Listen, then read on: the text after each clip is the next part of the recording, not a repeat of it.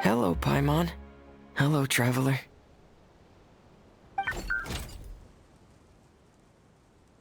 Is the crown ready? Yes, we're just waiting for Zuria now. She hasn't arrived yet. Then let's wait for her a little while. Or actually, maybe we can go find her. It's not too far from here anyway. Didn't she say she just lives on the hill over there? Hey, Traveler, Paimon. Oh, and speaking of... Found you two at long last. I'm so glad that you both are all right. Huh? Why are you here, Miss Delaroche? And what could have happened to us? What could have happened? That water imp Thelxie, of course. After I gave you that commission the other day, I began to get worried and went asking about the boy that went missing. Oh, that? We've got it all figured out now. The boy you heard about was just Fremine. Even the missing fish was his fault. Don't worry, we'll help you get the fish back as soon as we're done with this job. Oh, sorry about that. I've been diving in the area recently. Huh? What, Fremine? Diving? No, that's not what happened at all. I've heard a completely different account. What I was told is that about a month ago, a child tied a bunch of heavy seashells onto his body and walked into this open stretch of water. He never came back. What could that be if not that water imp's work? Are you sure? 100% sure. I've confirmed the account with several veteran fishermen I know. The child was only 8 years old. His name was Lescaut. Lescaut d'Estray. Wait, Lescaut d'Estray? Yeah, that's the name. They say the family took on the name after moving to the city from a place called Stray. Anyway, his mother is a pretty famous art dealer, while his father passed away from an accident many years ago. Well, naturally, his mother was devastated by the incident and fell terribly ill. It's said that she left the court of Fontaine, and no one knows where she's gone. It can't be, right? Lescaut d'Estray? Zuria d'Estray?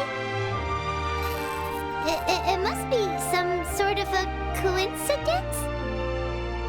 I'm sorry, miss. We've got to go check on something right now. Oh, I see. Well, you go on ahead. I just came to make sure that you're both all right. I'll head back then. Please remember to take care.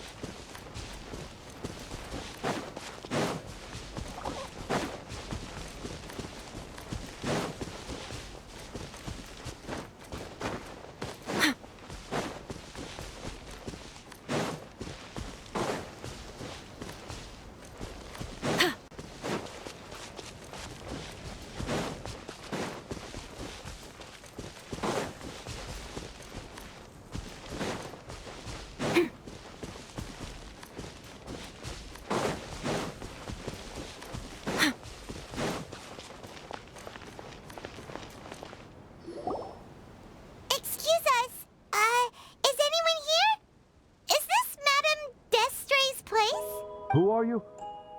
I have a patient here who needs quiet bed rest. Please leave us be unless you have anything urgent to report. This is the residence of Zuria d'Estray, and I'm Jala Khan, her family doctor. What did you mean by your question just now? Who else could be my patient? Your patient should be Zuria's son, right? She told us herself that her son had contracted loneliness syndrome. No, you're right. Young Master Lescaut did have that illness once upon a time, but he's... Well, the young master's no longer with us. And now the Madame has come down with the same illness. Are you her friends, by any chance?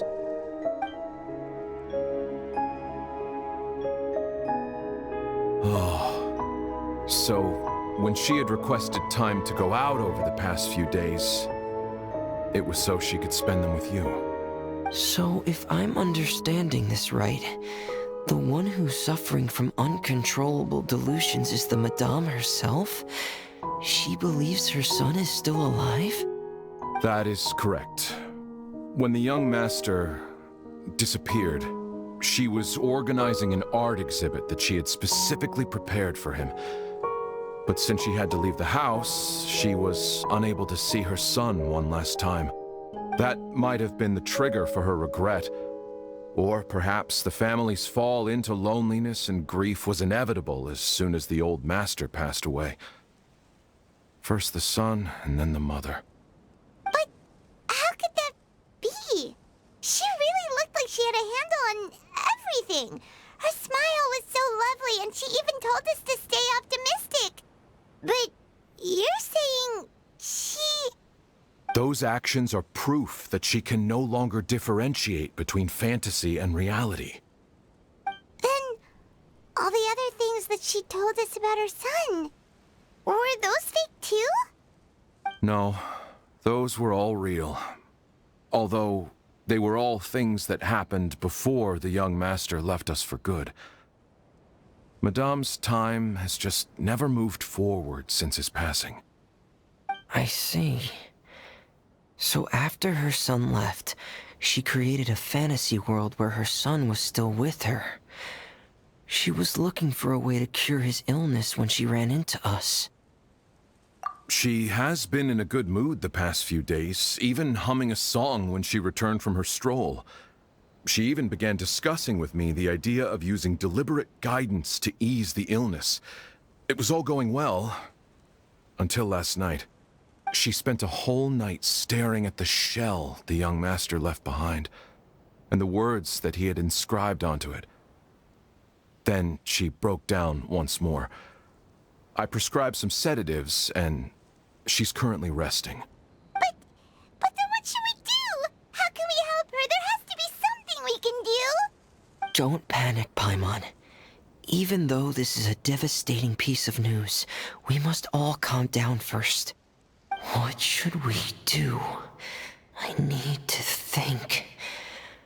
I need to remember the old house of the hearth and the children who lived in it. Those patients and what their doctors said back then. What if... Dr. Jalacon, have you seen a picture book? The Madame should have brought it back with her. Are you thinking about trying the guidance therapy she talked to me about before? It's worth a shot. I'll go get the book. Yes, this is it. That's right. If what Dr. Jalacon said was true, the past few days have been very helpful to Zuria, so we should complete this journey. We need to show her that her child has found a happy ending in the world of her dreams. But wouldn't that just make it harder for her to accept reality? One must first face reality before accepting it. The Madame has been crushed by her feelings of grief and can no longer bring herself to face reality. Our first priority would be to get her out of this state. Right. Before today, I had thought she wanted to use Thelxie's fantastic adventures to save her son. But now, I think she might need it to save herself. And if we could complete it, we should be able to give her some feeling of inspiration and closure. Maybe those feelings would be enough to give her some courage to face reality again. There's no time to waste.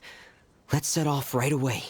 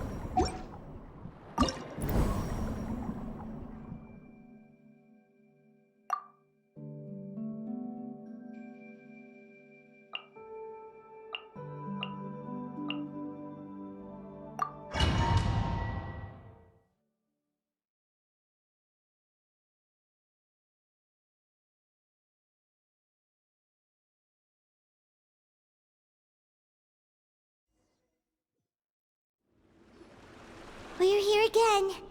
This is the final part of Thelxie's journey, but the most important person is missing. Everyone, please don't be so down and gloomy. Remember what she told us? If we were to feel troubled, the patient would become anxious as well. You're right. Paimon needs to smile. If we have to give something to Zuria, it should be our smiles. We have to keep smiling as we finish this adventure. And then she'll be able to recover, right everyone? Yeah, I'm sure she will. Oh! Be careful, brave adventurers! Here come the evil monsters that stole the crown! They're... the deep-sea Cyclops! Let's beat them up! Watch out, everyone! They're coming at us again! There's no need to fear! Prince Thelxie looks stronger than ever today! Oh, this is the final enemy, right? Ahem. We'll reclaim the crown for you now, Your Highness! Fallen leaves, adorn my knights! Windstrike!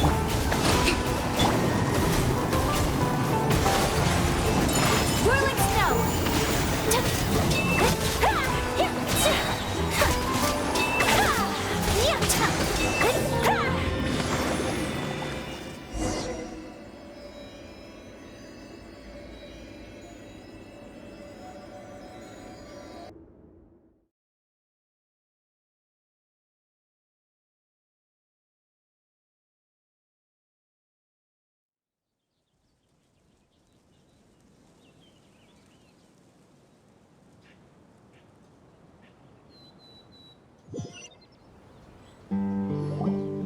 I'm sorry. I have to go. I made a promise to my friends, and I'm already very late. But, Madame, you're still... Don't try to stop me. Today's the most important day for treating Thelxie. We'll use the guidance method. Didn't you also say that you think it'd work? I'm not trying to stop you, Madame. It's just... Could you tell me the name of your child? Dr. Jalacan, how can you forget the name of your own patient? His name is Thelxie. He's the prince of the kingdom of water imps. We will go today to reclaim his crown and attend his coronation ceremony. I see. Madame, please rest assured, everything is still on schedule. Your friends have already departed to find... Wait, look. They've already returned.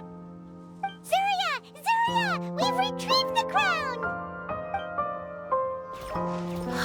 Paimon, everyone, have you really? Yes, but the coronation ceremony still hasn't taken place, because we felt like you should be the one to preside over it. Wonderful, how wonderful! Thelxie, my child, are you hearing this? Everything you lost will now come back to you, and soon, very soon, you will never be lonely again. And the last page of the picture book. It's still waiting for you to illustrate in color. Right. The picture book. The picture book. But I don't know what I should put on the last page. Don't worry. Foxy and his friends all know what should go on it. Get ready, Zuria. We'll describe everything for you. Okay. At last, Foxy and his friends were able to drive off the final invading monsters and achieve a dashing victory. Their success was complete, and the recovered crown resplendent. The water imps, finally returning to their homes, showered the prince with love and applause as he greeted them. They once again offered their precious shells to the prince and reconstructed the rainbow bridge of old. As he watched the scene unfold, the prince could not help but be touched by its beauty. Moved by everyone's happiness, the prince stepped onto the rainbow bridge and took a good look at all the friends who had gone on the journey with him. There stood the traveler, Goddess Paimon, Fremine, and... Huh? Where's the last person? The prince looked frantically around, but could not find the person he wanted to see most. At that moment, the person suddenly appeared on the other side of the bridge. She walked towards him with a smile and slowly lifted her veil. The prince could not hold back his tears. He recognized then that the mysterious person that had been by his side the whole time was none other than his mother. Zuria walked across the bridge and placed the crown above the prince's head. She smiled down upon him as she said, "My prince, my king, you shall never, ever need to feel lonely again." That's the end of the story, Zuria. Thank you.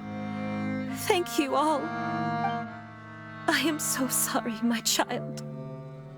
Maman should have spent more time with you. Did you hear the story? You'll never have to feel lonely again.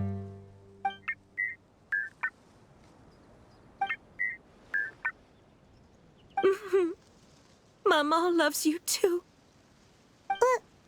What's happening? Is Zuria talking to Thelxie? Quick, put on my diving helmet.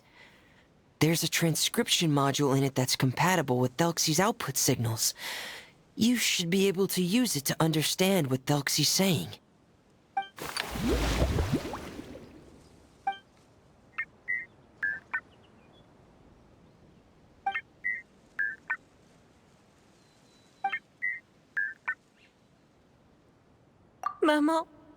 Mama loves you too. But I love you more, Maman. What? Did you see something? Maman, I'm getting a little sleepy. If it's time for bed, can you hum a lullaby to me again? Of course, my dearest child. As long as you want to hear it, Mama will always hum for you.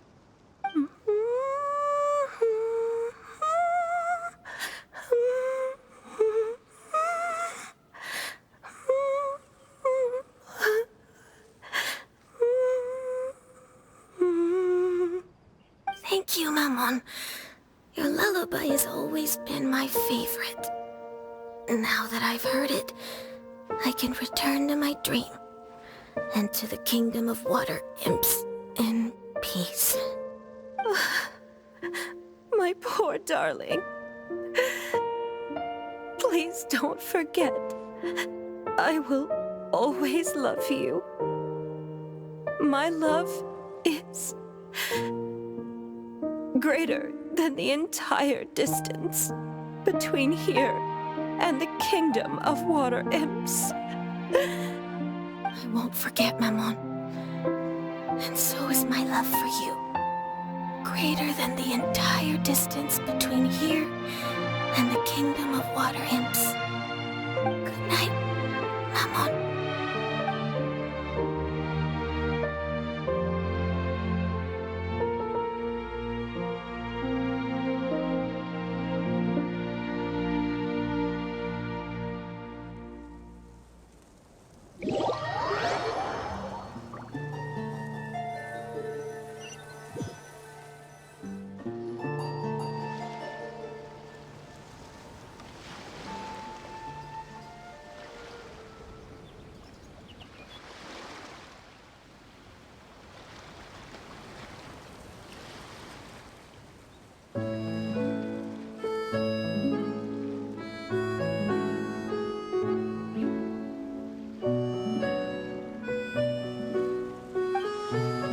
Traveler, Paimon, you're here.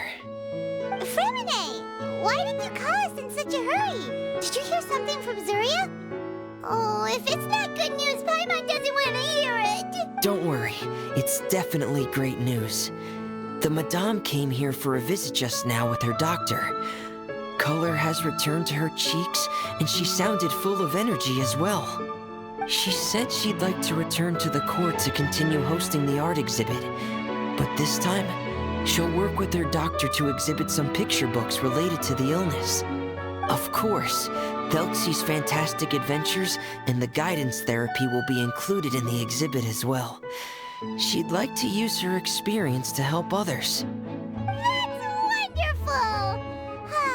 So it wasn't bad news after all. Here, please take this picture book with you. The Madame wanted you to have it. If, at some point in the future, you were to run into someone with similar troubles, she hopes the book would be of use to you. But this is her son's story, right? Is it really okay to give the book to us? Don't worry, it's just a copy. She still has the original. It's extremely important to her. Alright, then there's no problem. It feels good knowing we've contributed to something important. Paimon definitely didn't expect the fantasy adventure to be so useful. Paimon was a little worried about how everything would turn out. After all, fantasy is just fantasy. Paimon, do you know what the Madame said? She said that at the moment when she placed the crown on Thelxie's head, she felt like she really saw something beautiful. Her child had returned, and he told her that he loved her. She also said that was when she was finally able to bid farewell to her son. She felt like at that moment, she was healed by some mystical power, and she was filled with courage from head to toe. Oh, really? But could that just be another part of her fantasy? Perhaps. But if fantasy is just fantasy, and the fantasy world is not real, then how could it still grant us these powers that we can continue to use in the real world? But what else could it be? A descent of the fairy tale world into the real world. At that time, the wondrous fairy tale temporarily became reality and influenced real things in our world. That has to be what happened. You saw it too, didn't you? But that can't be what happened, right? There's just no way. Wouldn't it be like a miracle if that really happened? Yes, I suppose that would be a miracle. I hope that everyone who's found themselves in a dark place would be able to see something beautiful and experience a miracle for themselves.